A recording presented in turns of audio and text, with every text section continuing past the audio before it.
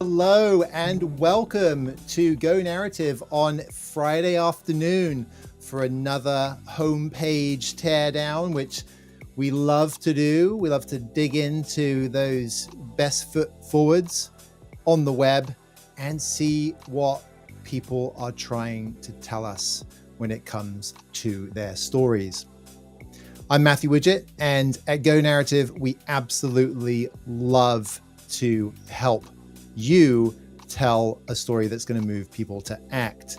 And that's one of the great reasons that we have to look at somebody's website. We love working with tech companies. We spent a lot of time in the past decade working with big corporations, startups, and everything in between. And recently, we've refocused our energies into the startup space. There's so much going on in Series A, Series B right now. There's startups that are exploding through the funding rounds. There's all sorts of innovation around AI and machine learning, but don't forget the cloud, our friends in the cloud, whether it's SaaS, data cloud, you name it. There's a lot going on right now. And that, my friends, is a part of the problem. When there's a lot going on, how do we stand out? What makes people remember us over our competition? And that's exactly what we will dig into today. And that is what we love talking about at Go Narrative. And it's a personal passion for mine. And in fact, if we go back a few years, let's see, how far should we go back? Well, let's go back a few years ago when we were working with Hannah. And this is the kind of thing we love to hear, what Hannah said here, the impact that having a better story can have on your business is more than just your business, right? It's your experience of being in your business. When you have a story that resonates with you, with other people, and moves people to act, that feels different, doesn't it? It feels better. It feels like something that we all want. And that's exactly what we see here when Hannah says that she has more clarity. She's empowered. She's got the power. And as much as we're a part of this process, and as much as I love to help people go through this process, at the end of the day, this is about you. This is about what you're trying to achieve. And it's an absolute honor to be involved in that process and to bring all of these years of experience in the world of storytelling, both in technology and other places, to help you out. And that's an absolute kick that I personally get out of it, and that at Go Narrative we love doing. Now, stories all start with your story, and then it's the story of those and the people around you, whether it's you and your friends in your personal life, you and your team at work, you and your company. But these stories all start with our individual stories, and we're all overlapping. Like right now, today, I'm in your story and you're in mine, right? If I'm the central character of my story, then you're the supporting actors, and vice versa, right? And that's just how the world is. every single day we get up, we open our eyes, and boom, we are putting ourselves into this life. And it's a story. It's a beautiful thing. It's also very functional. It's our operating system. That's why I love that analogy of the operating system, because it's how we function, right? From that eye-opening moment through sitting down and working with folks. And when we look at the impact that is possible, like what Hannah said, you can also see some of these other quotes that we've got from folks here, whether it's Deanna, who Dropbox, Adobe, she's got a huge amount of experience with the clarity, again, that word clear, right? That clarity and actionability that came out of knowing her story. And story discovery is where it all starts. Discovering your story and how to talk about it. Discovering your story and packaging it up, right? You're already living it. It's already there. It's about gathering it up together and being confident in how you then take that out into your business. And then we've got what Lisa said. Lisa, who's president, CEO of Fox Associates, this compelling way, the way that she says compelling. And I love that, because when I think about what we want to do as a business, is we want to attract people to us, don't we? We want our solution to be the most attractive to the challenge that the customer's trying to solve. Whether it's if you're trying to decide to buy the new iPhone, or you've got a multi-million-dollar SaaS investment that you're making, or you're potentially investing in a startup that's got some groundbreaking technology, all of those things, we need them to be attractive, right? We want to be drawn towards them. We want everyone to have that type of experience. Now, of course, we can never truly do that with everyone, but that's what we want to aim for. And starting with our target market and figuring out how do we get our story to resonate with our target market so that we can get the type of impact that we see here with these examples of whether it's event registration uptick, or it's more views on our website, or then those views turning into actions. Because at the end of the day, that's what it's all about, right? Whether it's we're trying to get help to do something in our personal life, or we're trying to make a big change to our business, it's all about taking action ourselves and harnessing those around us to help us out. For example, my kids have got a bunch of soccer balls and American footballs, and they're all over the backyard. And the weather's starting to close in, and the kids don't want their balls to get damaged by being out in the elements all the time. And we bought a outdoor storage container that we can put them in, and hopefully a bit of space in there for some other things as well. But we haven't built it yet. And it's a pretty simple build, but as the instructions and all the reviews say, having somebody else, having a second pair of hands really helps. And in that case, I've got to find the right time with my family to conscript one of my sons to come and help hold the pieces while I'm screwing the screws in and holding up the other pieces. But to do that, as a parent, you could say, well, you're a parent, you just tell them that they have to help. But what I'm looking at is I'm looking at what's going to make sense from a time perspective.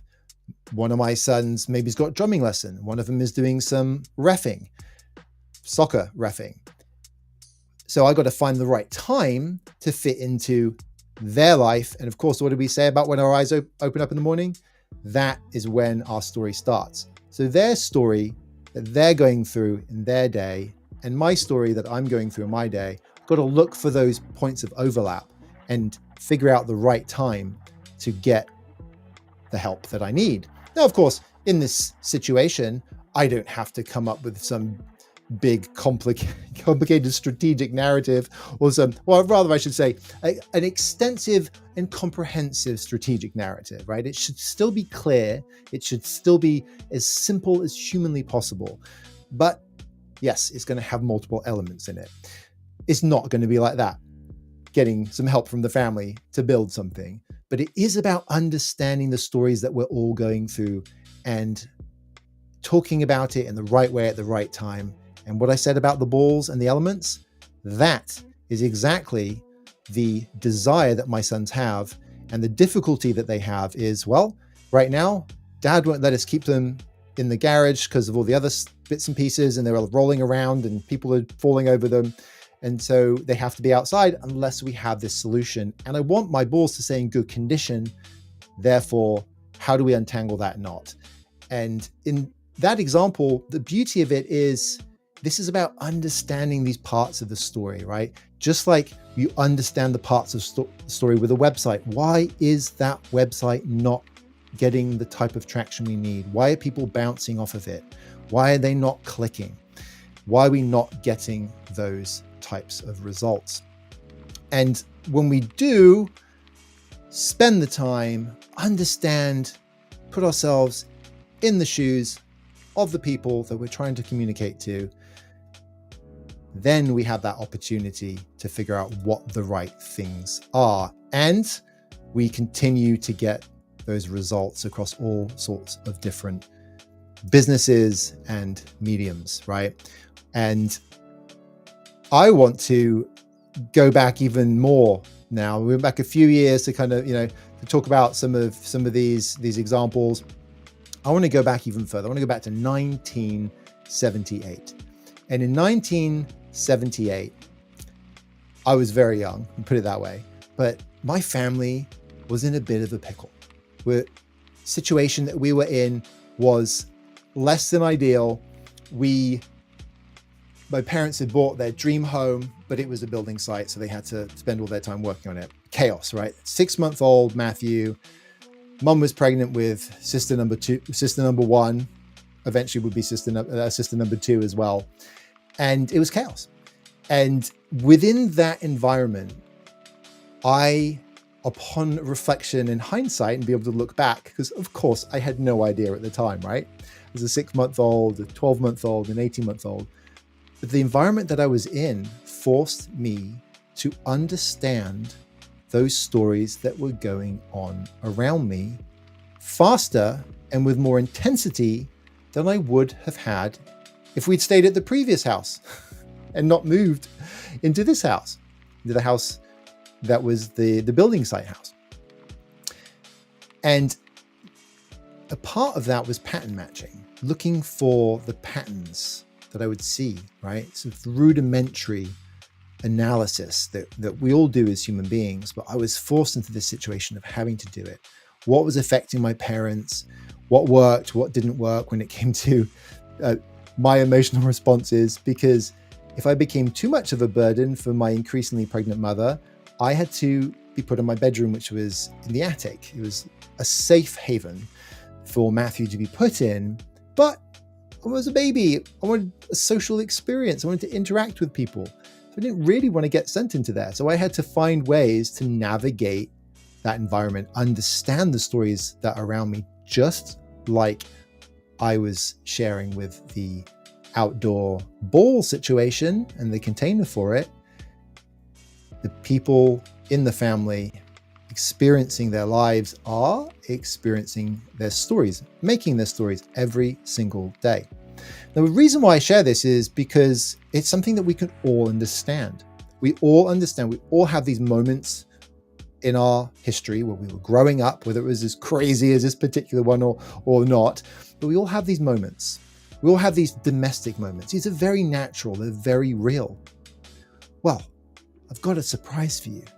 And that is, it's no surprise that when we're working, pursuing that investor to get what we need to launch the product that we know can change the world, it's the same architecture. It's the same life architecture It's the same operating system, and it is storytelling. Story, I should say. Now, why do I say storytelling? What does that mean? Why do I draw a differentiation between those two things? Well, one's a noun and one's a verb. And we hear, oh, storytelling, it's so important, we should do it.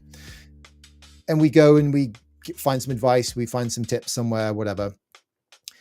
But if we don't stop and think about the story that we want to tell, and we rush into the telling, then even if we get really good at the telling, if that story itself isn't strong, then we're not going to be communicating a strong story. And for me, as I kept trying to figure out the patterns of the stories around me, we'll fast forward a few years to 1986. And in 1986, I started keeping a diary, a journal. And I did it in the summers of 86, 87, 88, 89. And then in 1990, I started keeping it every single day. Why did I do that? And how on earth have I managed to continue doing it to this very day, which I do? Why did I do that? Well, remember, I'm obsessed with those stories, the patterns, looking at what the patterns look the same, what looks different, pattern matching, what stories are going on around me. How do I understand those? It became a tool for me to continue that pursuit and to deepen that pursuit. And I didn't even realize what I was doing at the time. I just knew it felt right. And that's the thing. This was forged in the earliest years of my life. And of course, as I mentioned, in 1990, when I started it every day, it now gives me a tool to go back, look back, and actually have some empathy. I've got two sons. So going back and looking at when I was 12, when I was 13, when I was 14, 15, 16, and to understand their experience, their story a little bit better. So I was forged in this from a very early age and continued to build on it. Now we jump forward in time a little bit through the school years, through the university years, through the Matthew trying to be a physicist, Matthew trying to be a science fiction writer, Matthew trying to be a computer scientist, and Matthew's working at Intel, working at Microsoft. And then whilst I was at Microsoft in 2012, I got a tap on the shoulder from Fred Studer, who said, I want you to come and be chief storyteller for Microsoft Dynamics. That was the ERP and CRM division of Microsoft. And it was a dream job for somebody who loved storytelling, who at the time was not thinking explicitly about story and storytelling. I was using it, as I said, like I was keeping a diary, right? I was obsessed personally with it. And when I stopped and I listened to what Fred was saying, and that he was actually saying, I see you. I see that you get this. And that's why I want you to come and do this. I took a pause and I looked and I saw the various projects and stuff that I'd worked on. And I realized that, yes, it's this red thread that was going through everything. And just like your domestic life, just like your life, coming up with the idea for your company, seeking out those early rounds of investment, and now having got Series A and thinking, okay, how do we get to Series B? The story that got us here, is it going to get us to Series B? What needs to change? How do we need to package it up? Let alone, how do we go and start telling it? And that was a very similar experience that I had in 2012. And in fact, when I sat down to try and figure out how to tell a better story for that division of Microsoft, I panicked. And I don't want you to panic. The reason why I panicked is I literally did the same thing that I've seen so many people do, is I heard storytelling, I thought storytelling, and I went and I looked for tips for storytelling. And I found stuff about the hero's journey. I found all sorts of Hollywood folks who would train executives to be better presenters. And there's a time and a place for these tools, right? And Hollywood is a hugely important part of storytelling as we know it.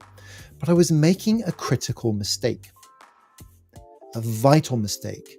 a mistake so central to how so many people get storytelling wrong. And that mistake was I was going after storytelling and I wasn't focusing on story. And because of that, what I was doing is I was looking at the wrong tools. I was looking in the wrong place. It's kind of like, if you know what a Torx screw and screwdriver is, you'll know that it's a type of screw head that is used in cars, large ones, electronics, small ones. And you'll know that you absolutely can't use a normal screwdriver to undo one of those. And in fact, it's often why they're used, because they're just not as common. It's more expensive to produce. And if you try and use the wrong tool for the wrong job, then you're going to struggle, right? And that is exactly what happens to so many people when they try and tackle this thing of, I want to become better at this thing I've heard about. I know I've got to get better at doing it. I got some feedback from an investor that said, you need to get, your story just isn't landing, or I don't understand what is this? When they say, what is this? They don't actually mean what. They mean, why would somebody care about this? Why would somebody buy this what to do the thing that you're espousing? And you go out and of that meeting, you think, okay, well, I got to figure out this. I got to figure out this story. And you go and you seek some advice, and you go and you search, and you use ChatGPT, and you go down this storytelling route. And the hero's journey is often one that people find themselves discovering. And the hero's journey was reverse engineered by Joseph Campbell when he analyzed a whole bunch of successful literature and films, right? So he was looking at a certain type of story and a certain type of storytelling. He wasn't looking at businesses, right? He wasn't looking at it through the lens of story as being our operating system. He was coming up with a formula and a framework that could be applied to other types of novels and films. And I think the full hero's journey as defined in his work is 17 steps. It's a lot of steps, a lot of things to remember in terms like the dark night of the soul. It's just not a good fit for business. They're too complicated, not the right tool. Other end of the spectrum, we have the advice that's make sure you got a good beginning, good middle, and a strong ending. Thanks, I think. Or thanks, but no thanks. What goes in each one of these buckets? Like, is the beginning, like, where do we start? Is it, do we talk about us? Do we talk about our customer? Are we talking about the transformation that's going on in the market? Are we talking about the problems the customer has? What are we doing? And then in the middle, are we talking about how they're trying to tackle it? How the customer's trying to tackle it? Are we trying to communicate the steps that they went through? What is it exactly that we're trying to do here? And then at the end, is that where we have a call to action? Like, is that just really brief? Is it long? What am I proving here? I'm proving that when you have something that's really simple, it can actually be complicated because there's so many questions that come up, just like I showed you, right?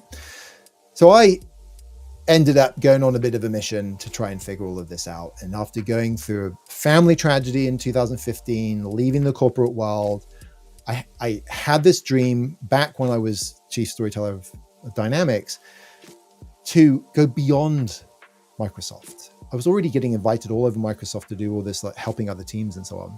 I had this dream of going beyond, starting my own company, but the golden handcuffs were very strong. But in 2015, after the family tragedy, 2016, I left and I helped run a small marketing agency in Seattle, doubling the revenue, learning the ropes of running a small business, having spent so long in corporate America. And in 2017, that's when I founded Go Narrative, so that I can spend my time helping people who I love to work with solve their story problems. Now, what does that mean? And what does that look like? It's historically looked like a lot of work with corporations, like still a lot of friends at Microsoft, Intel, Google, SAP, startups, whether it's fintech startups, healthcare startups, small companies, mid-sized companies, a lot of different types of stuff, building out through that, discovering the frameworks that I was searching for. And I was searching for this kind of Goldilocks moment. And the Goldilocks moment was when I found a way to define some of the core pieces of what storytelling in business and what story in business is, so that you can use it. And I love frameworks. Or that might be the wrong way of saying it. With dyslexia and ADHD, I kind of suffer from a couple of things. Dyslexia is like big picture thinking. Boom, brain goes out in all sorts of different directions, pulls all sorts of stuff in. It's not just about reading and writing. And ADHD is this hyper focus and breaking focus. And of course, there's a whole, this is not a discussion about those things, but what I will say about ADHD is this ability to go super deep and deal with the breaking of focus or the shifting of gears. So you take these two things together, and what comes out of it is I end up creating a process and a framework for pretty much everything I do so that I can repeat it, repeatability.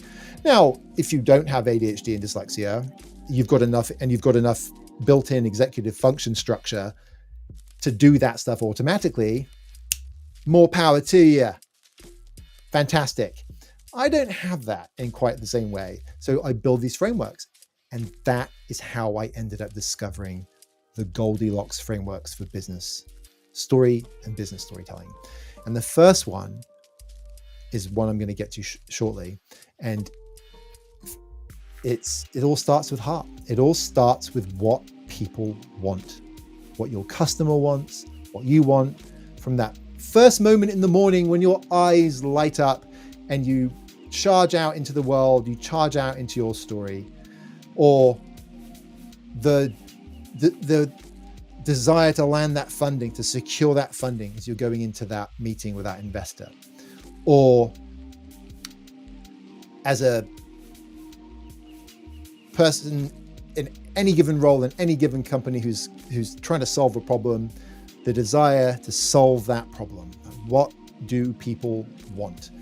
And that is where we start with any story.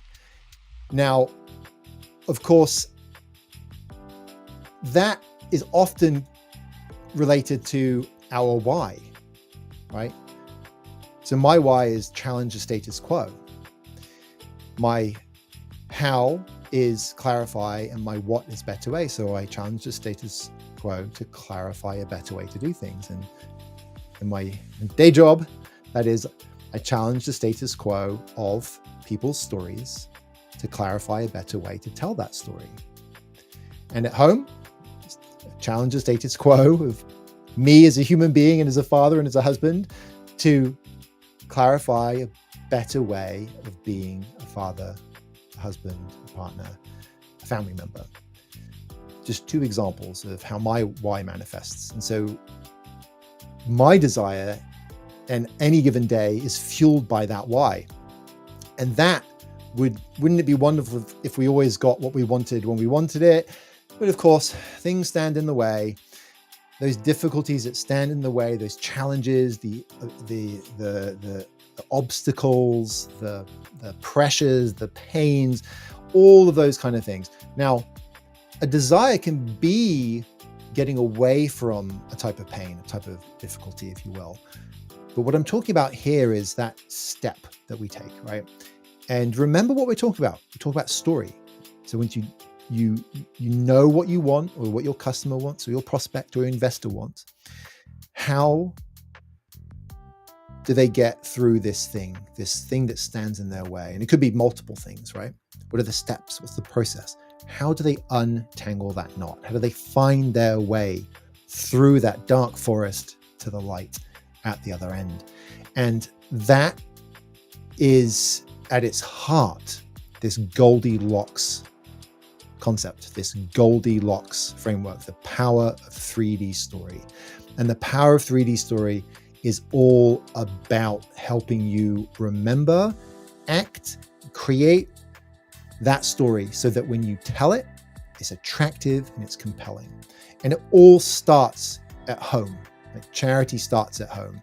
It all starts with turning this lens onto yourself. And then your team, your company, the world around you, your investors, your customers, and always coming back to this. And 3D is great because it's got this, it's this kind of analogy, right? The seeing it from all angles, right? Having this 3D shape. And that is exactly what leads us to this idea of a homepage teardown. Our best foot forward on the internet is still, and will be for the foreseeable future, our homepage. Whether it's Google or whether it's AI that leads people to our homepage, and somebody is trying to get what they want and solve the problems that are in their way to get there, and they're looking for some help, your homepage plays a vital role in your connection with that person. And that could be a customer. It could be an investor. It could be somebody who's delegated from who actually wants to get to quote unquote buy the thing that you have. We see this all the time. And one of the benefits of having spent so long in corporations is I've seen this happen firsthand. I've been the person that gets delegated to go find the solution, right? That means that you need to be able to connect and communicate with people who are not experts in your field. And it is vital for growth. If you're only ever able to communicate with the companies, the buyers who already get it, you are limiting your market. You are limiting your total addressable market. And that becomes a real problem for Series B.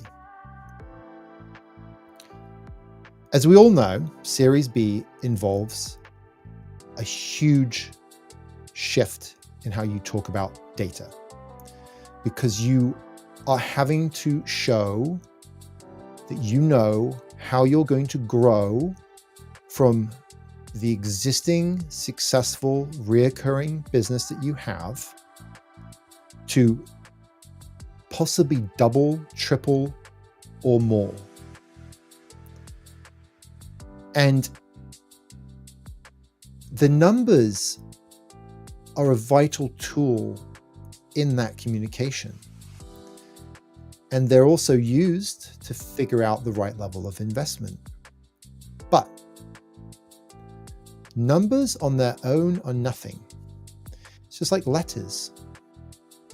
Even words. Words on their own are nothing. It's how we put them together. Because what a word is it's a representation of meaning, of something.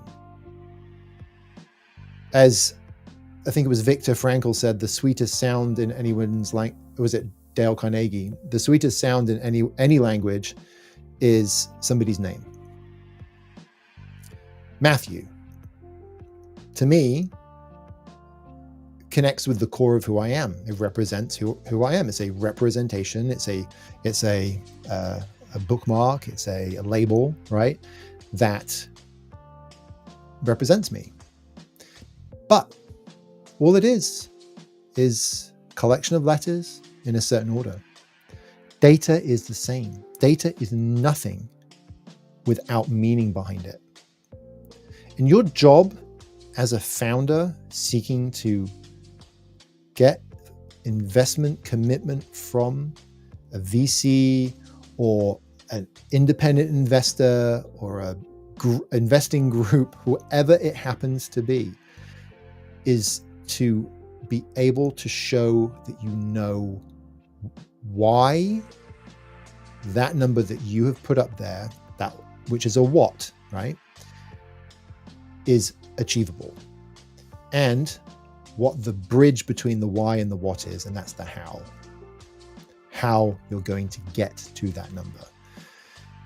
And that requires understanding the market, the buyers, the competition, all of the things that you do as a founder. But all of that together, vomited out on an investor, is not easy to consume. And you want to make it as easy as possible for them to consume.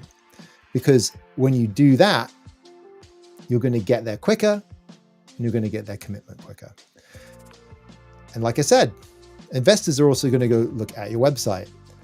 Okay, so let's do a teardown, shall we? We're going to do this. I like to make things a little bit challenging for myself sometimes. Sometimes we'll pick one specific one in advance and we'll get it all, so you got to spend a bit of time on it and explore it. And sometimes we will go ahead and pick one live. So let's see. If we think about top 20 Seattle series, Seattle startups, 2025. Let's do that. Okay. Top Seattle startups to watch in 25. Okay. Oh, Matthew needs to share his screen, doesn't he? Okay. Screen share.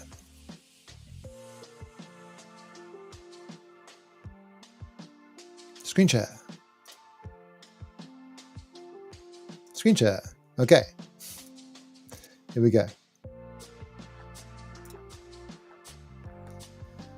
Right, so here we go. Top 20 startups to watch 2025. Now, of course, this is where we need to make sure that we don't do one that we did before. Let's add a few criteria as we're searching for this. Look for tech, let's look for AI, machine learning, cloud, SaaS, security, things like that. And let's not get too far into manufacturing or too far into retail or too far into B2C. Let's try to stay B2B. Let's try to say software. So industry, aerospace, clean tech. Okay, maybe not that one. Coffee, maybe not that one. Swiftly, shopping, maybe a bit too B2C. Nori, agriculture, renewable energy. It's a marketplace, okay. Well, actually, look at this one, Swiftly, technology platform. Okay. Now, were they acquired? I thought Swiftly might have been acquired. Okay, so here we go. Here is Swiftly's website. I'll make it nice and full screen for you for a moment here. What jumps out at you from Swiftly? Now remember, Swiftly, Series C, 215 million worth of investment, okay? So as we, Siri thought I was talking to her, apparently. I want to say if you, oh, there we go. No, I am not talking to you. Bit of cracks me up. I always want to make sure that I'm very clear on the fact that if you own the website, or even if you're the founder who's super involved in this, I get it. You're juggling a lot of balls, and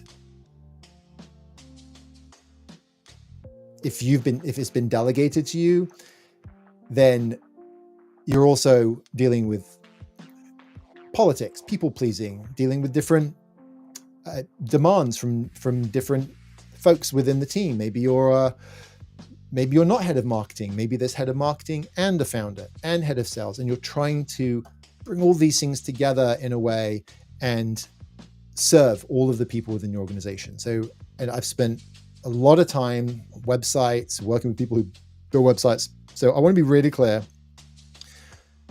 We are going to be picking on Swiftly's website a little here, but it's with the purest of intentions to help Swiftly level it up. And you, by watching this, be able to take something away from it as well. So what is the first thing I look for when I look at a website like this? Any website. I'm looking for people. And to be clear, this might end up being the best website in the whole world. We haven't found out yet. It's quite busy, so I'm going to guess that might not be the case. But words are important. They're proxy for information, right? So just like data's proxy for information, but in a different way. So Swiftly is where retailers grow and brands spend smarter. 43 billion in sales across 15,000 stores and 5 million shoppers. Grocers drive trips and baskets. Brands earn higher returns from retail media tied to sales. Grow my store, maximize my ad dollars. I think what I'm seeing here is we're talking about grocers. Okay. And I like the fact that we're talking about Swiftly's customer, putting the customer front and center. It's not really clear to me, like, why or how I'm meant to be using this data, which is a proxy for something, right? So I go back to this, to the headline, where retailers grow and brands spend smarter. So if I'm a target market, I'm a retailer. We'll put the investors on the side for a minute. I'm a retailer, and I've come to this website for from a couple potential paths. One is I've heard of Swiftly, and I'm going to go check them out. Another is I know the category, and I'm looking at the different providers in the category.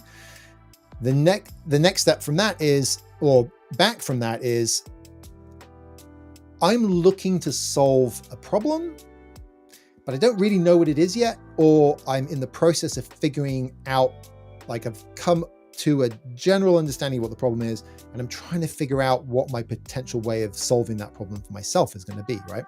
And it might be that it was delegated to me, or I could be a business owner who is doing it, right? So it could be an IT buyer as well. It could be any number of potential people. And that makes it challenging when you've got a website. And that's why you want to start as cleanly and crisply as possible, whilst also being as focused on the specific target market that you have. One of the big challenges that websites have is they try to talk to everyone and they end up talking to no one. So you need to find that balance between simplicity, clarity, and crispness, whilst also knowing who you're talking to. And the challenge here is, who is it at the grocer that I'm talking to, right? Am I talking to somebody who runs logistics or IT, right? Who has the problem that I'm helping solve? Who's being kept up at night by that problem? And I'm not getting any of that from this. I've got the option to click on Grow My Store, maximize my ad dollars. I've got social proof. Social proof is a very important part of how we function as human beings. We don't like, if we're in the majority, we don't like to be the first people who step out onto the prairie and go and do the thing. And that is one of the big differences between the early markets and the majority. And it's why so many companies fall and fail within the chasm, because they often don't have any lookalike companies or buyers or customers you just don't have them yet. Your current customers are the ones that you were serving before in the early market, and you don't have any in the majority market. And so as you get those, you start to share them, and that helps Quaker see that Chobani and Target trust Swiftly. A lot of value there, okay? And again, it's a tool. We use different tools for different things, and that is a tool that's a part of what we're trying to do. So not knocking that, And I'm not going to be critiquing any graphics design or anything along those types of lines. And then still on the same page here, and I have zoomed in so we could zoom out and see that there's some more stuff there that we might see as well. Finally, an end-to-end digital platform built for regional and independent retailers and the advertisers that want to reach their shoppers. Reinforces some of the concerns that I spotted earlier on in terms of who we're talking to. So finally, something for regional and independent retailers and advertisers. So it's at least 3 markets. But who? We don't know who it is. Is it the who buys? Who's the person that's going to choose to put this in place, right? Is it the IT team? Is it the logistics team? Is it a CRM team, an ERP team? Is it that I'm not an expert in retail? I'm sure any experts in retail, drop a comment in the chat, and we'll see if anybody can share some other potential buyers that we may have that we could be talking to. So let's take a moment to pause on that and to recognize the challenge of any website, right? We're trying to communicate with someone, but we haven't figured out who it is yet. Do you know who you're trying to communicate to on your website? Who is your buyer? Who is the person that is the most important person in that, even if it's a committee of people who are buying, who is the person that you need to really win over? Who is it? Have a think about that for a second.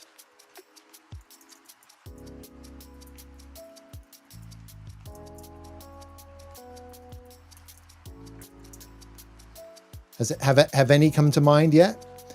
Because if we don't know who we're talking to, then we don't know how to say what we want to say. And this goes back to my comment about story versus storytelling, because we need to figure out what our story is, and we also need to figure out who it is that we're telling it to. Okay, where would we go from here? What would be something that we could do? Well, we could get really specific. We could say, okay, we are going to, and I haven't had anybody in the chat say any other buyers, so we'll go ahead and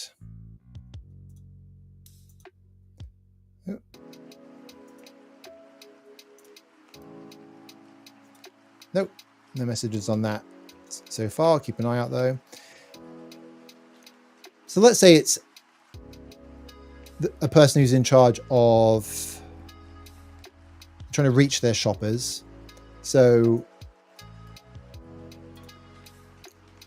see, this is the problem. What is it, right? Let's go scan down a bit. Deploy, connect, digital in-store, tap into the retail media market. Retail is a David versus Goliath battle. Our platform is designed to simplify how retailers engage shoppers. Personalized content, okay. So I'm guessing email, website, find people in the digital world and turn them into engaged customers, okay. Cashbacks, partnerships with, I would imagine, products with stores and products, different advertisers, hence the big data, the analytics, brand loyalty that comes out of doing a good job in this area, making sure it's personal. Okay, so the buyer is going to be somebody who's in charge of digital marketing or digital brand, or a brand owner at one of these retailers. Probably not, wouldn't be in the PR space, wouldn't be in the product ownership space, wouldn't be in the ERP side of things. Okay, so it's probably somebody in the digital marketing space, as a guess. So think about that kind of role. Think about maybe it's a VP at a retailer, independent retailer. Maybe it's maybe it's the owner, independent retailer. Maybe they're pretty small, and maybe that's who we should be talking to. We could pick that person. But here's where we start to run into some examples of getting specific. So we'll pick one of those and let's do that. Let's say it's the chief revenue officer, or the head of revenue at a medium-sized independent retailer, maybe regional and independent, regional, and we'll go with the regional then, make it a bit bigger so we can kind of pick that head of revenue. And they're thinking about the partnerships, they're thinking about the digital marketing, and what keeps them up at night. Is it something to do with the sales, the number of stores? Is it all the shoppers? Is it a headache? Is it an anxiety about, or is it I don't even know where to start if I'm looking at this vast number of potential shoppers and I want to create, we saw words, personalization, understanding them all across all of these different store experiences that we want to get them into, but we want to start them on digital. Here I'm looking at analysis paralysis, right? So it could be like an analysis paralysis. We could have a headline here that says something like analysis paralysis, right? So what am I doing here? Remember the 3Ds: desire, I want to connect with my customers and move them to a place where they're generating more revenue. Difficulty, I have no idea where to start. I've got all these different factors I'm juggling. And how do I untangle that knot, right? So these are the basics of this story. And if we step back and we look at the story of Swiftly, then what does that story look like? If we look at how that their submission to the top startups of the year, they said, and I'm guessing this was probably them, building a technology platform that provides turnkey solutions to retailers all over the nation. Turnkey, giving them the same digital tools, so equipping them, empowering them as e-commerce giants and large retail chains use to compete in the marketplace, make them more competitive. Using these tools, they can increase store visits, more transactions per buyer, increase annual spend of the buyer, and more. So, turnkey, nothing's ever turnkey really, is it? But as simple as possible to fight the good fight in the modern retail marketplace, going against the big guys and gals and getting more people into the stores, and doing that starting with digital. So that's as from a Swiftly perspective, that's what they see themselves as. They see themselves as their guide role, their supporting role to their customers is somebody that turns up with the secrets and the ways of doing things and the tools to help you in this fierce battle that you would be otherwise unable to do. That's how they see themselves. So let's go back to the websites. You know, we talked about this sort of CRO idea. We talked about how Swiftly see themselves. And I'm not seeing a evidence of a strategic narrative here. Clearly, they've got buyers. They've gone out, they've won these accounts. They've secured 215 million of Series C revenue. They're demonstrating that they can sell. And then the question becomes, okay, how do we get more people to believe? And what happens when we start bumping into more competition? And competition can be multiple shapes and sizes. It could be other companies offering exactly the same type of thing that Swiftly's offering. It could be the giants adapting how they operate that makes it even harder for the small guys, like being a step ahead, right? So they take another step ahead. Swiftly has to react, has to change, has to adapt the product. Is their story going to be strong enough to carry them through that? When stuff starts breaking or there's a big upgrade and nobody's using the new features, and trust me, I worked at Microsoft in Office as well, so I know what it's like. Around the time that Google was eating Microsoft's Office lunch, and you've got all the features on the planet, but people aren't using all of them. And then you've got these other features or things, like at the time was the moving to the cloud and having everything in the cloud. What happens when the Targets and well, Target's is listed on here as a customer. When the Amazons or the Walmarts deploy a new thing, or whatever that is, like the equivalent of moving to the cloud, Office versus Google Docs, what does Swiftly do? Is Swiftly able to move fast enough on the technology perspective? Why? Is it because the people that work there believe in it so much? It's not just about being the best, right? What is it that you can communicate to your customers and to potential customers that shows that you're the one that they want to bet on, and not to either throw in the towel because the competition is just too stiff from the big guys and gals, or it's a competitor of Swiftly's and it's cheaper. So, and it's cloud, and the rip and replace ends up being manageable in that scenario, perhaps, and they change. So these are the types of things that are so important when it comes to your story and how that comes across. Because right now, I see that this is a company that has a platform for certain types of segment of businesses, and it does some stuff, right? But why should I care? Why should I care over Swiftly? Look, if I search for, let's take this, let's make it generic.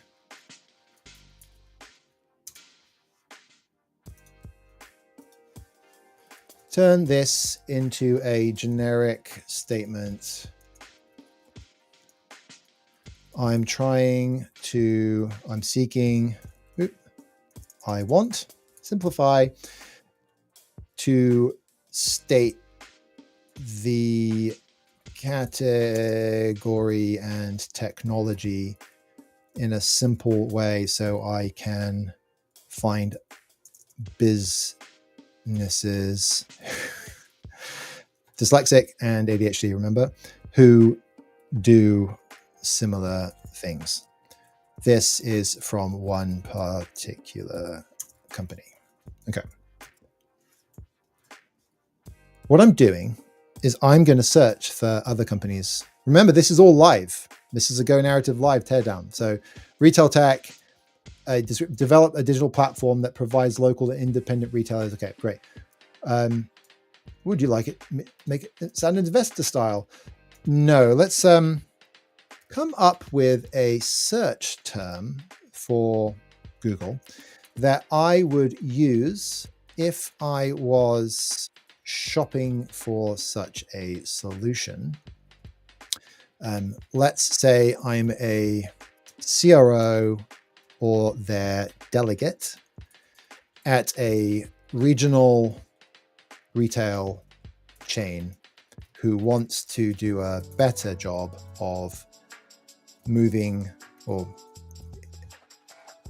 engaging or getting prospects, I'll call it potential customers, oh, already got it, to be interested in my brand and come into my stores. Okay. Here are a few: retail marketing technology platform, omni-channel retail solutions for local stores. Okay, so we've got numbers 1 to 10. I know, Siri, you were feeling left out. So Siri, give me a random number. Siri, give me a random number from 1 to 10. 7. Platform to compete with e-commerce giants for retailers. Okay. And we'll go over to Google. And let's search.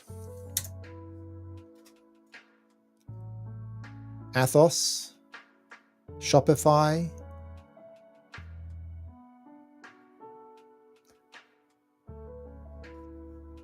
okay, Analyzify, Channel Engine, Gartner, DataCap. I'm curious if we just kind of go through some of these terms, if Swiftly pop up.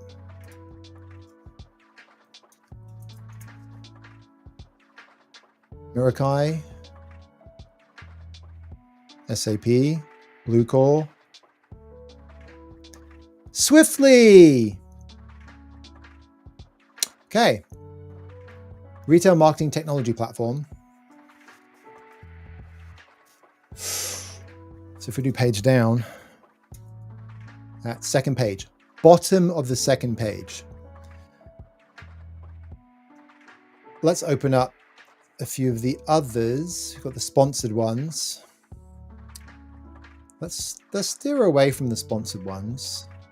So they're competing with SAP, Bluecore, and how Use Insider. Is that right? Retail marketing automation. Okay. Retail marketing platform for e-commerce, mobile, and in-store customer engagement.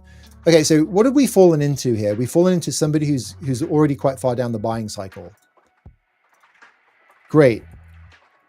Now, imagine I'm the CRO, but I don't really know what I need. I just know we need to do a better job in digital and getting people from digital into the stores.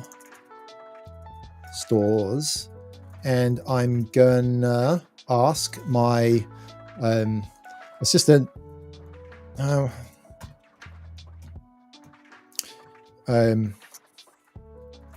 ask one of my best direct reports to look into what we should do.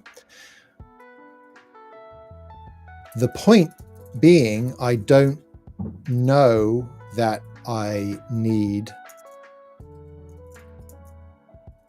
retail marketing technology platform.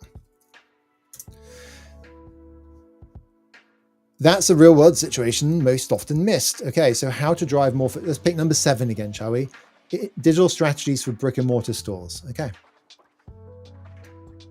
What this means is we've got effectively 2 types of search going on. The first one is people who are quite far down the buying journey. The second one, people who aren't. Of course, that's going to have the different keywords that other companies have bought. Let's have a look. Maybe Swiftly shows up higher on this list. Bluecore, StackAdapt, SMA Marketing, LinkedIn, Reddit, small business, Clickter. Okay, no sign right now. Oh, interesting.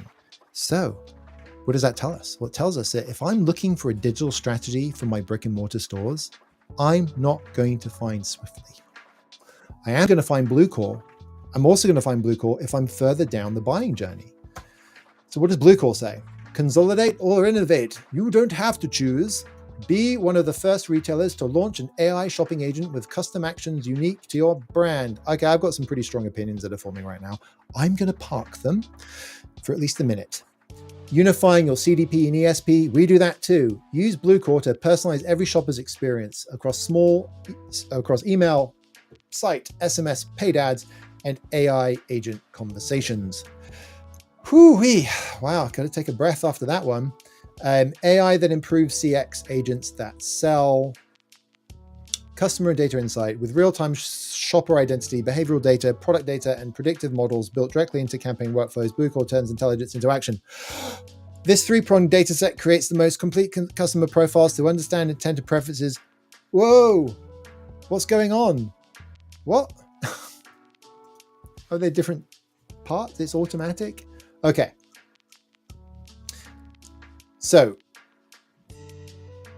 my favorite word to stall my own brain for a second, consolidate or innovate, so you don't have to choose. Okay.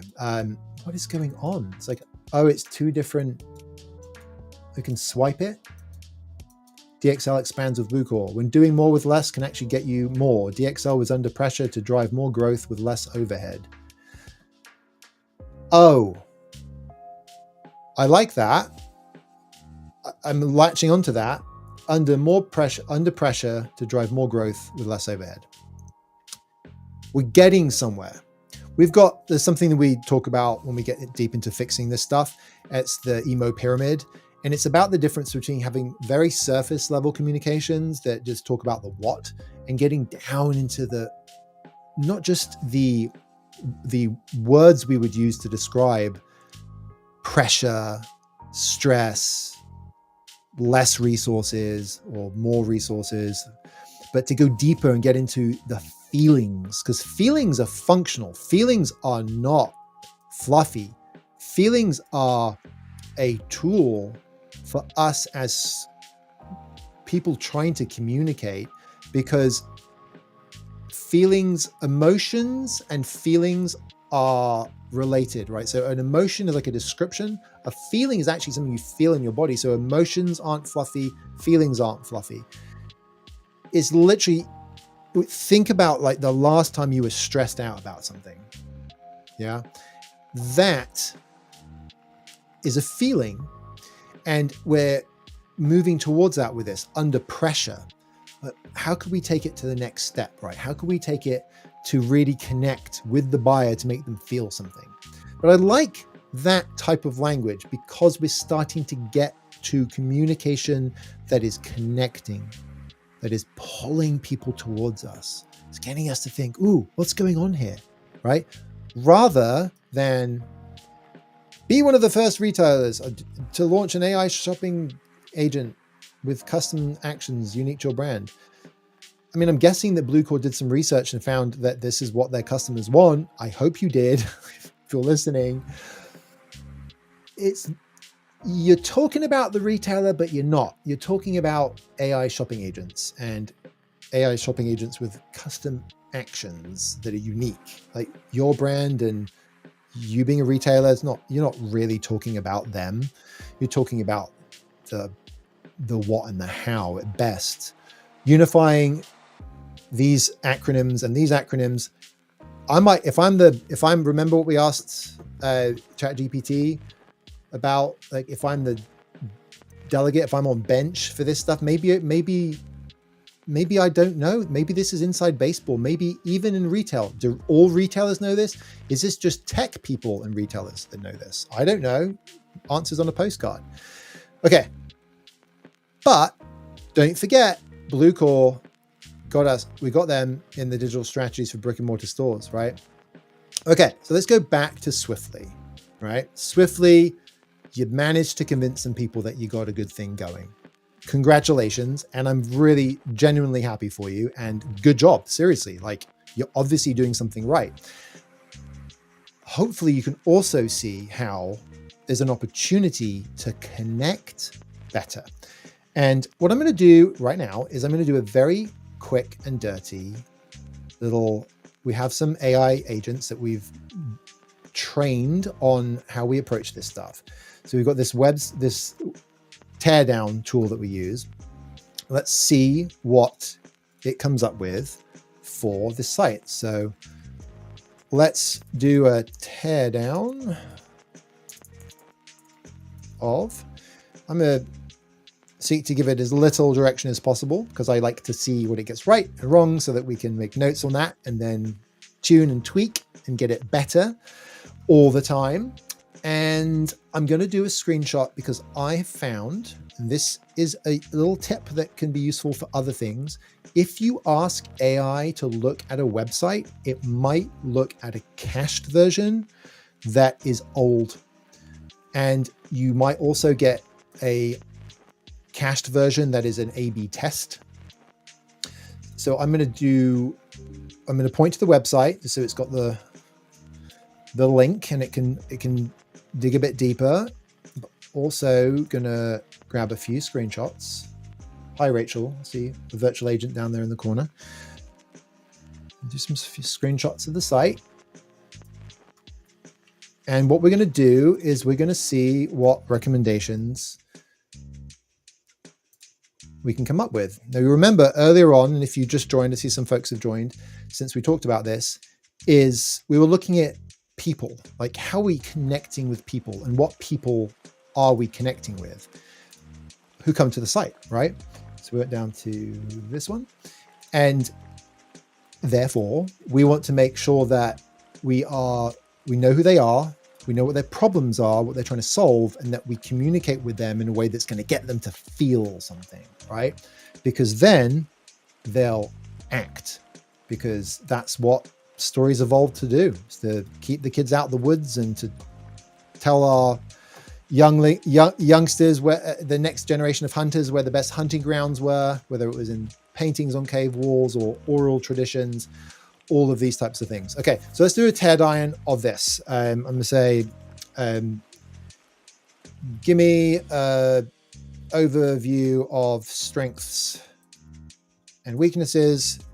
This stuff's in there anyway, but I want to make sure that we also have a look at.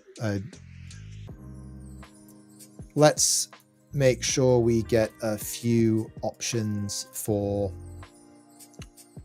alt approaches. It's not clear who the buyer is to me. Can you infer options? We think it may be a CRO of a retail chain or a head of marketing,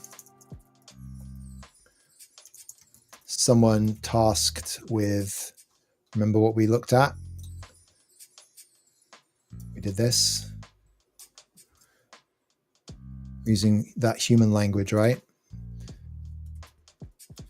And if they are further down the funnel, this is important, by the way, as we've talked about, and also is in the AI here, is talking about the where you are on the journey. Who are you talking to, right? Because these ones here, the one we just put it in, is somebody who's earlier on in the journey and isn't an expert. And this person maybe has a bit more understanding about what they're actually looking for. It's kind of like the difference between, take the example of torque screws, right, that I mentioned earlier. It's the difference between somebody who already knows that and is looking for a tool, and somebody who has picked up their Apple TV remote that their son spilled water on and is looking at the bottom of it and doesn't know what those screws are and is wondering how they can open it up. Yeah, different place. And that example there, by the way, is somebody who already knows that they need a tool. They at least they've got the wherewithal to be doing that level of troubleshooting.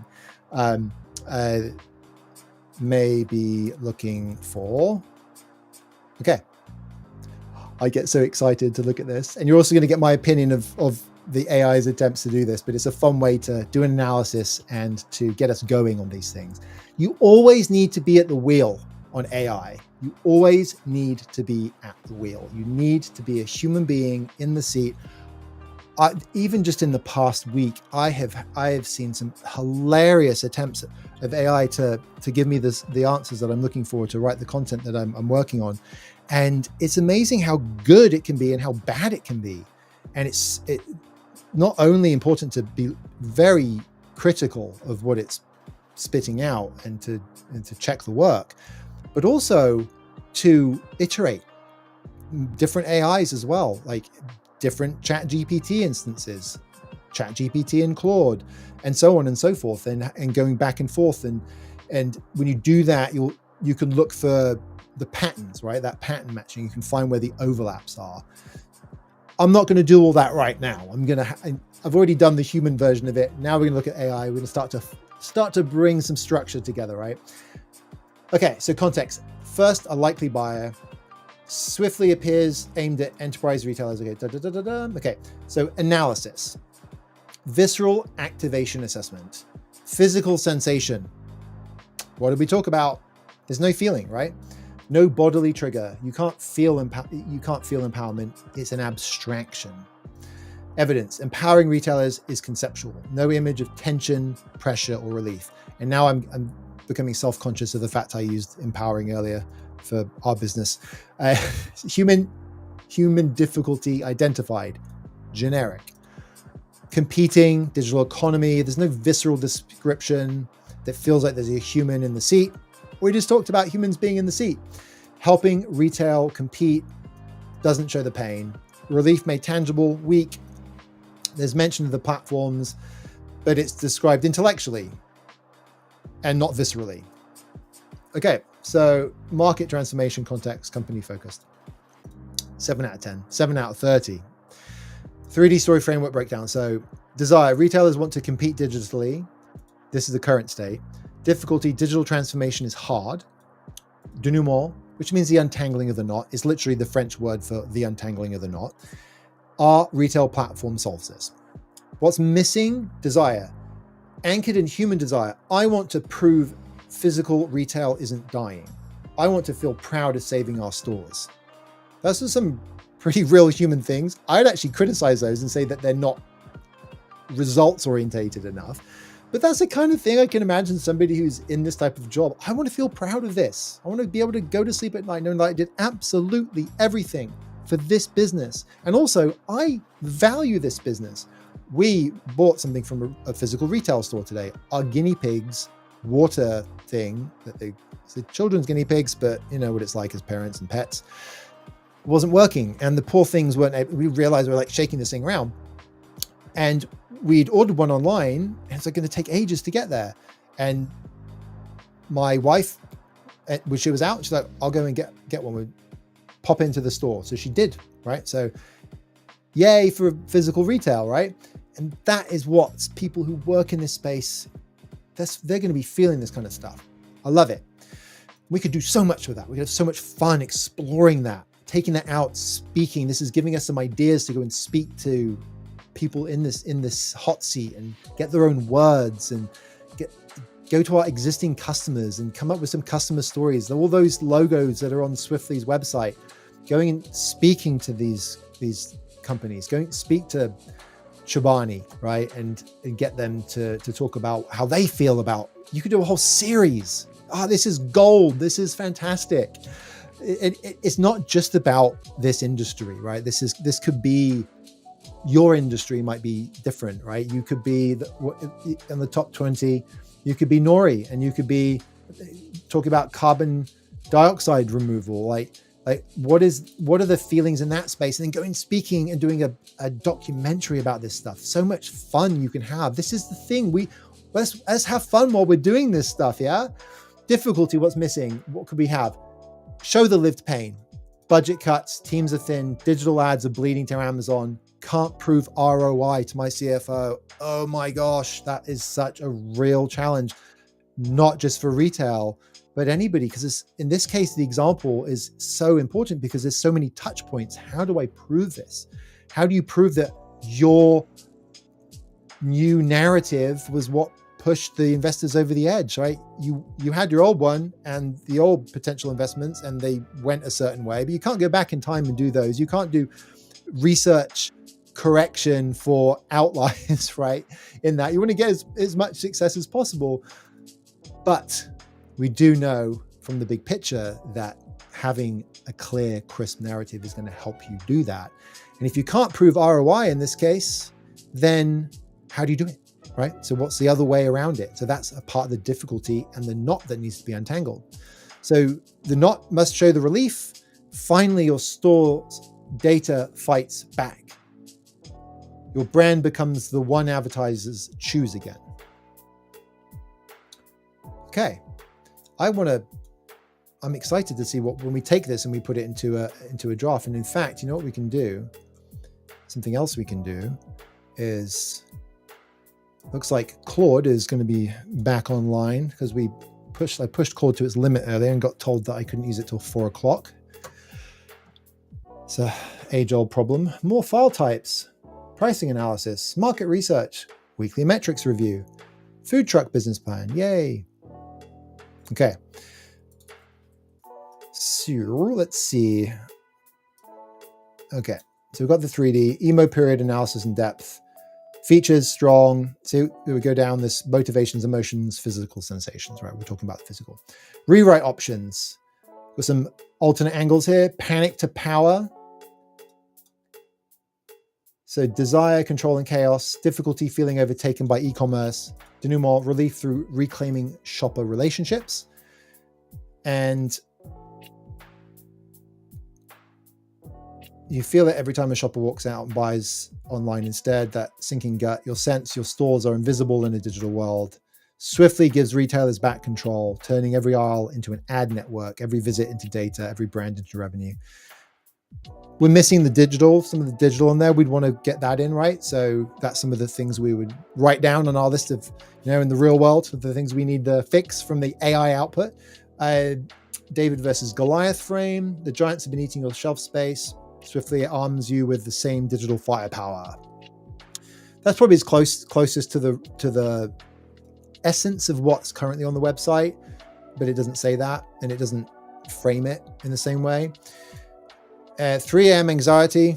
That's one that is I put into the training of this thing, because it's like, what's going to wake me up at 3 a.m. because that happens to me. Does it happen to you? Do you wake up at 3 a.m. like stressed out about something that you need to fix, and then by 4 a.m. you're like, okay, I'm just going to get up and deal with it? Luckily, it doesn't happen all the time, but like, raise your hands if that happens for you. Okay, 3 a.m. spreadsheets. Wondering if your retail media plan will deliver. Swiftly turns that dread into certainty. Strategic direction recommendations. Clarify the buyer. Deep emotion. All the stuff we talked about. Okay, I'm actually just going to take all of this and I'll say yes, and then let's take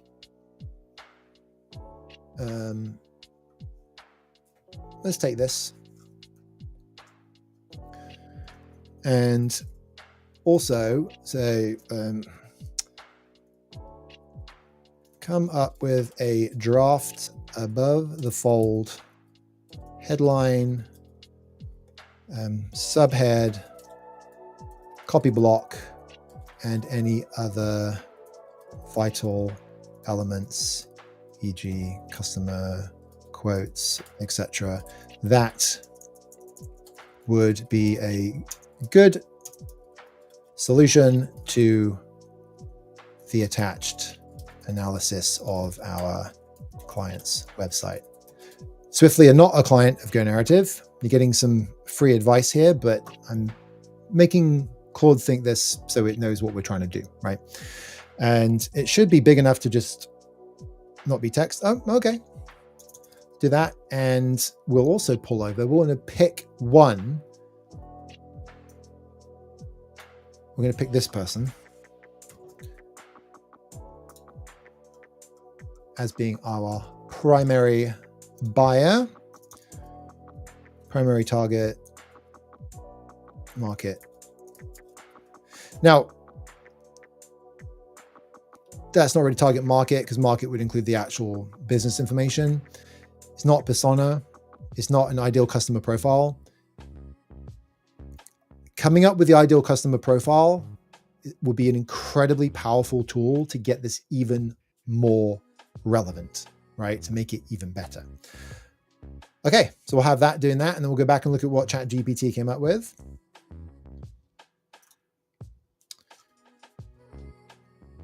Oh, yes, and you know what? Let's do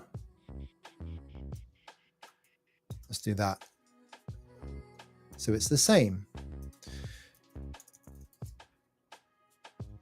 Ba-ba-ba-bum.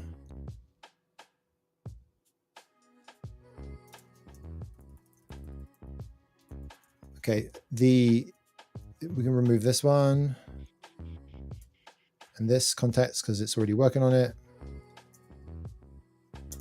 Okay. Claude, in the meantime, has come up with, remember, Claude is doing this without the context that ChatGPT in that custom GPT. Remember, we're using the Go Narrative website teardown. This is another example of my recommendations when it comes to make sure you're using different AIs. Use private mode so that it has no memory of any of your conversations. Send it back and forth. Take two, combine them together. That type of stuff. So above the fold draft, let's have a look. So headline, your stores have the shoppers, Amazon has the ad dollars. Subhead, turn foot traffic into revenue streams that CPG brands actually chase. I'm not feeling it like I want to be feeling it. Your stores have the shoppers, Amazon has the ad dollars. Does my store have the shoppers? I hope so. Maybe not. Amazon, yes, Amazon has ad dollars, and yeah, Amazon. Oh, what a, they're they're good competitors. I'll tell you that one. I'm putting myself in the shoes of our customer here, the target that we're talking about. Turn foot traffic into revenue streams. Is it more? I thought it was more digital though. Copy block. Every quarter you watch the same thing happen. CPG brands shift more ad spend to Amazon, where your stores do the actual selling. You've got the aisles. I don't like this. I don't like this much at all. I'm not going to spend a bunch of time on it. But what I would do with this is I would go down and I would critique it. So I would do something like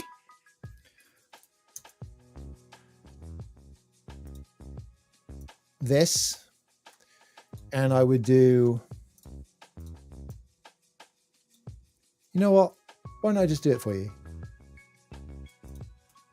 I love to give. What can I say? Okay, so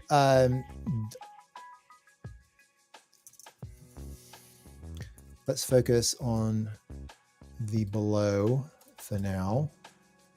Feed back in square brackets. Okay.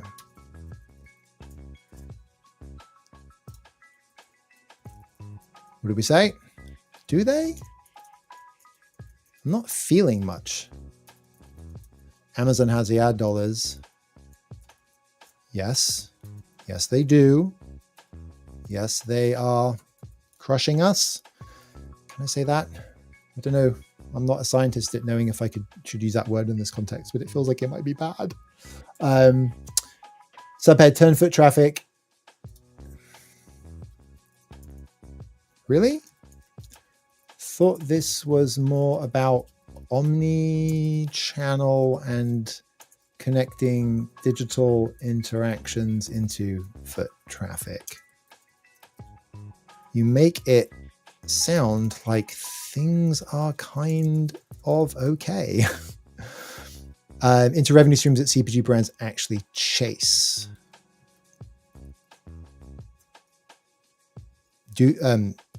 Is this real? This seems like it might be a hallucination. Okay, copy about every quarter you watch the same things happen. CPG brands shift more ad spend to Amazon. Okay, but using lots of characters to get not very far. Where your stores do the actual selling. Do they? I thought Amazon was stealing, capturing the sale.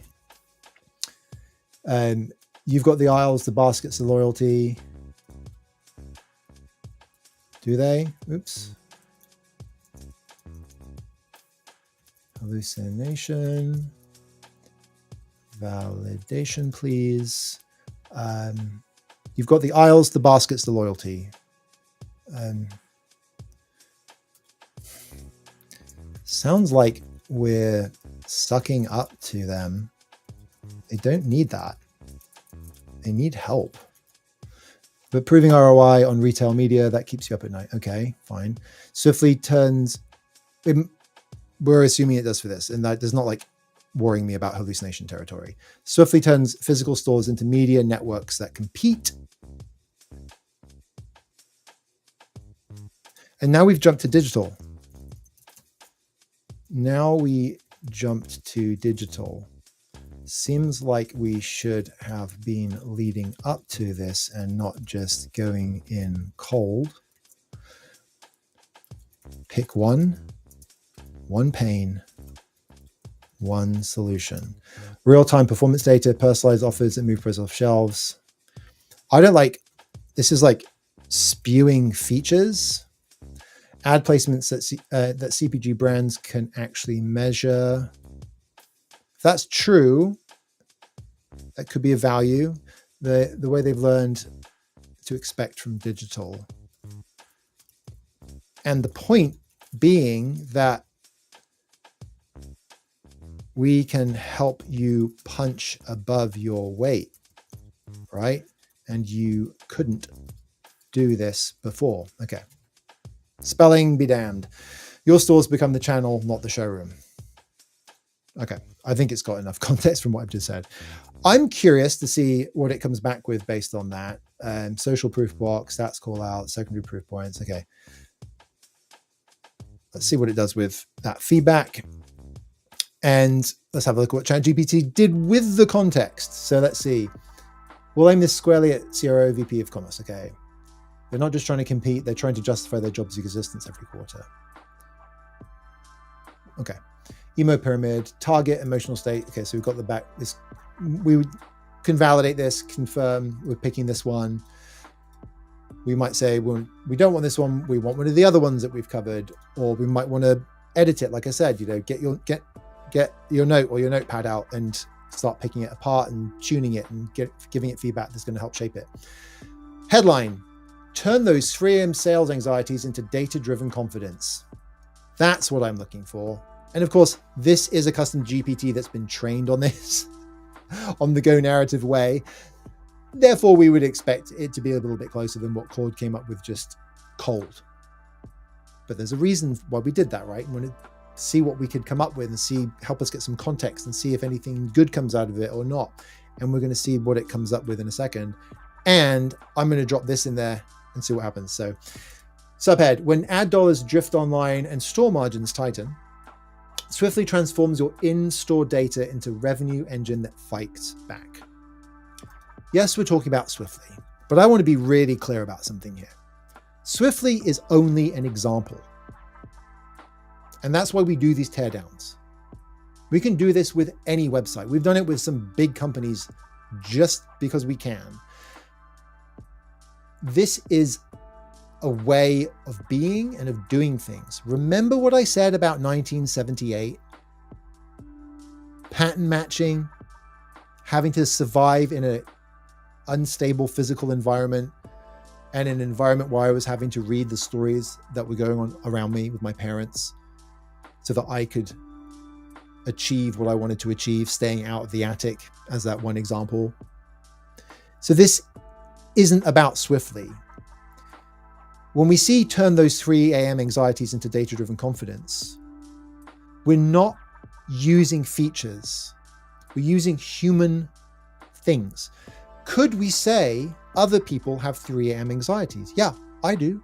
I wake up sometimes at 3 a.m. thinking about the business or some big thing I'm dealing with in my life. Data-driven confidence, sometimes it might be that. About the business. I run a small business. I might be waking up at 3 a.m. thinking about sales pipeline, right? Might that speak to me? Might that speak to you? Might that speak to somebody else? Yes, it might. But what we're talking about here is connecting with people, so it should. But context is everything. And that's why Claude didn't do very well. It didn't have all the context here. The story context, the Swiftly context. It hadn't done the analysis, right? It didn't have the Go narrative stuff on the back end. It didn't have as much prompting from me, right, in the first place. So your company is going to have these types of statements that can connect with your buyer, right? When ad dollars drift online and store margins tighten, that's going to be very different for Go narrative than it is for Swiftly or for you or for Bluecore, right?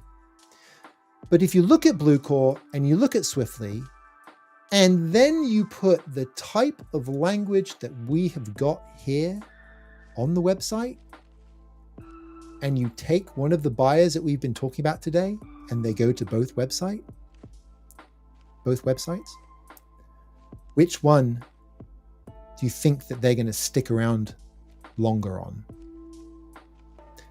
And that first stepping stone, this first stepping stone is the first step. You have to do more. You have to do the whole page, the whole site. That has to be informed by your core story. Your website is a part of the lore that you tell, the headlines, the customer stories you use, lore that you tell. The core, and I talked about this in this week's blog, that core story, you need to have that. And use that to shape this stuff. I'm doing this stuff off the bat without having created Swiftly's story. Swiftly, if you want us to create your story or to take your story and crystallize it, distill it, package it up because it's your story, right? Just like your business, your ideas, and you hire the engineers to build it and so on. If you want us to help with your story so you can get that core story and then use that to influence the law, then we can make sure that this type of stuff connects to that. So there's more work to be done, but what I hope you can see here is the power of that connection. And where, quite frankly, AI still isn't there. Maybe it will be one day, who knows? I'm sure the technology is going to get so amazing that it can do a lot of stuff, but it's not able to do it yet, right? Even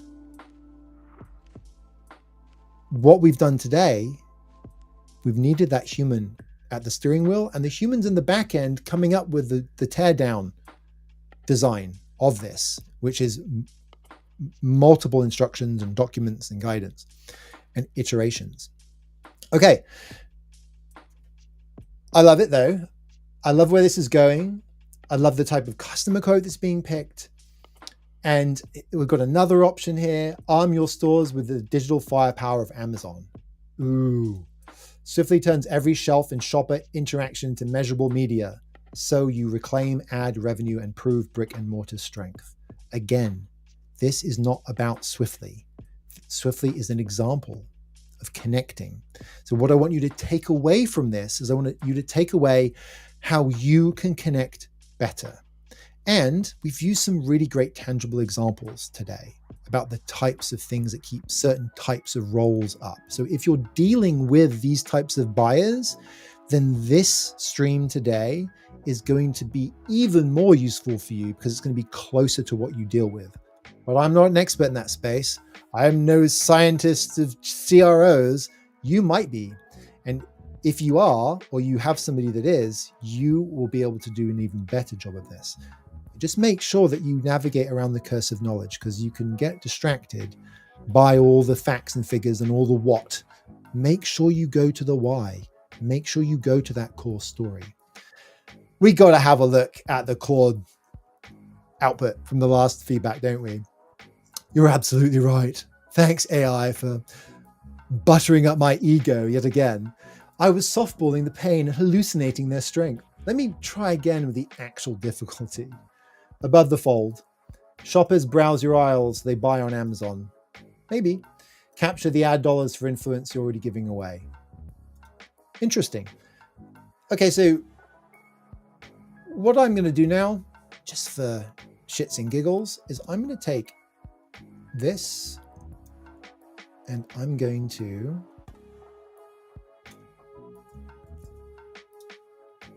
put it in here. Okay, let's see. Take the attached and what we've been discussing and see how you can create a hybrid. But I will say that what I'm sharing is pretty good. Unless you can prove otherwise. I need receipts. No pun intended, retail. If so, you do. Okay. Boom, boom. Let's see. Just a bit of fun here as we move to wrap up. Again, Swiftly is just an example. We'll have a look here when Claude's finished its ruminating. I want you to think about how your personal story looks at work in your profession. We're not talking about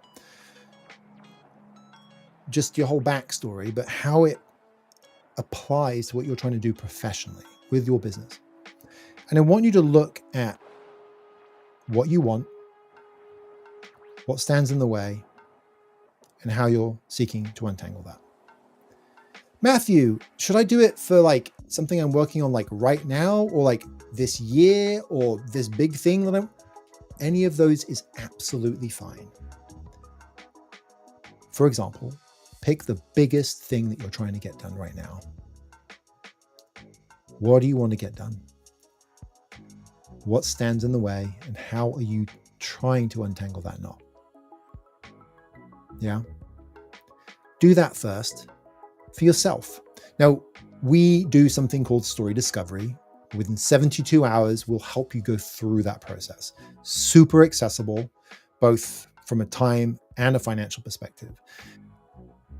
But whether we help you with it or you do it, I want you to do that one thing. And that is going to be that stepping stone that you can take. Okay, let's go back and have a look at our final thing here, and then we'll wrap up. Let's have a look. Zoom in as well, shall we? Remember, we had the stuff from whoops-a-daisy. We had this kind of stuff over here, the 3M pressure relief, turn those 3M sales anxieties into data-driven confidence. And Claude, showroom to revenue engine. They touch it in your store, buy it on Amazon, you pay the rent. I would take this even further. I would say, stop paying the rent. Turn the influence you're giving away for free into ad revenue you can bank. I'm curious, bit of fun. And you are totally getting oops, I hit the back button. Website headline, okay. Would it be possible to do something like stop paying the rent? Or is that too abstract? You know what I hate about these, guessing what you're going to write, is then it actually slows me down, because I'm like, is it going to guess it? No, it didn't guess it. Would it be possible to do something like stop paying the rent, or is it too abstract? I'm thinking it would be fun to do something with real punch that still quickly and clearly connects to the core business pressure the person reading it is experiencing. Okay. And then we will, I promise, then we'll wrap up. Remember, this isn't just about Swiftly. This could be your business, right? Imagine this process that we're going through here. Stop paying the rent might be too abstract. It doesn't immediately click as a core problem, but you're onto something with the rent angle. What about you're paying the rent, Amazon's making the sale? Direct economic truth, 2 short sentences. Your lease is $40K a month. Amazon's cost to steal the sale, 0. You stock it, staff it, pay rent on it, paying rent. Okay.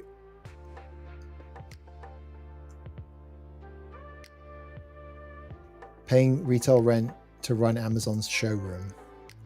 4 is too abstract and may be seen too literally, and people might bounce. 1 is good. I think we can use some of 2 and 3 in the opening copy block, right? So taking some of those concepts and having it in that paragraph. This is a really fun way. One of the things I love about doing these things with you is I get to show you some of the process that we go through and that I use personally to leverage AI to create. It's like I'm using it as a reflection engine, and it helps speed me up. I can throw out so much stuff so much faster. And in human beings, it would drive people crazy, like at Microsoft, because I would just be like, back in the day, or Intel, so many ideas, right? And it's like this. I'm not saying they're all good. This is like my dyslexia pulling in all these concepts. Okay, final draft. You're paying the rent. Amazon's making the sale. Turn the influence you're giving away for free into ad revenue you can bank. You stock it, staff it, pay $40K a month in rent. Maintain the lighting, end caps, the app loyalty program. Somebody walks in, touches. Okay, that's a bit too detailed for something you would have right at the front top of the website, but we could take that, break it down through the create experience, right? Create the lore, yeah? based on the core story. This is getting close to what could be core story. This could be core narrative stuff. We're kind of reverse engineering what it could look like, right? I got to make sure that Swiftly get their hands on this, because this is fun stuff. Okay, that is it. Welcome to the end of the stream. I warned you about my ADHD earlier on and how I love going deep into this stuff. So we're going to stop there. You can see there's a lot of opportunity for creativity and story building and world making for Swiftly or anybody in this space. But my goodness, if you're in this space and you take what we're working on here and run with it, and if you can run with it like I just ran with it in this incredibly short amount of time with very little context, right? Only publicly available information. This was 100% live. Can you imagine what is possible if we actually work together and what you could do to this part of the industry? I mean, Series C, you're going to be going public if you get this right. And that is the power of story. And that's why it's so much more than just storytelling. This Teardown shows us this power of the 3D approach, right? The power of 3D story. And it's the power of 3D story, that desire, the difficulty, and that untangling of the knot that I want you to think about this weekend, okay? And that's my homework for you. Unless you're Swiftly, your homework is to reach out to me and we can chat about this. But the playbook, which is in this world of AI, it's nice to have some paper once in a while. So this is available on Amazon. Get out of technology, write your ideas down. It's a workbook and it's going to help you accelerate getting your desires written down, getting the difficulty written down. $25. And you absolutely, we've got the link. Yes, we do. Here you go. Absolutely. Here you go. So you'll be able to then take these ideas and run with them. And that's what I want you to be working on. Your story. Your story. Come on. It's fun. It's Friday night. It's the weekend. It's your story. Spend some time with your story. And charity starts at home. You spend some time on this. And then when it comes to the story that you're going to tell tomorrow, you'll have the fuel. Go practice it with a loved one, with a friend. Record it into your phone and play it back to yourself if you're more of an introvert. And I have so much fun on these streams. Thank you for joining or for watching the recording. I love what is possible with story and what we can do with it. And you've seen that live. You've seen that human connection here. And that is why I do what I do. And that is why we had the people saying the stuff that we shared earlier about feeling empowered, about feeling like they finally had clarity, finally connecting with the customers and moving people to act. And there's that picture of the duck on the surface of the water, and underneath it's frantically paddling away underneath, right? We all feel like that sometimes. And if you've made it to Series A and you're heading to Series B, in Swiftly's case, got to Series C, there's a lot of hectic under the surface activity going on. And I promise you, by bringing story in, when it comes to how you communicate, you are going to release some of that hectic paddling under the water. It will become clearer, it will become smoother, and you'll get to those results even faster. It's nothing but winning. Thank you so much for joining today. Feel free to pop along, grab the book, of course.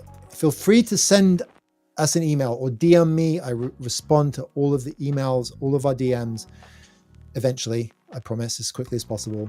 And that's gnhelp@gonarrative.com. You can, obviously there's the website there as well. You can go and grab the first chapter of the book. Go do it. Go grab the first chapter of the book. Whether you buy it or not, 3D is the first chapter. It's in there. Go download it right now and we've got a little assessment on there, 10 minutes. Nothing about story, just about your business and you and your career and where you are right now. Take that. I'll help you as well. All of these things, just go and do that. Go, and then send me an email if you run into any roadblocks, any difficulties. Go download that first chapter, do the business storytelling assessment, and get your arms around your story. And that is going to help you take that next step towards getting your arms around your business story and getting that next level of funding, taking that Series A success, figuring out the next story that you should be telling. Build that story, tell that story, rock and roll. Thank you so much for joining today or watching the recording. Look forward to hearing from you. Have a great rest of whatever your day or week or weekend is, and I will see you next week. Take care. Bye for now.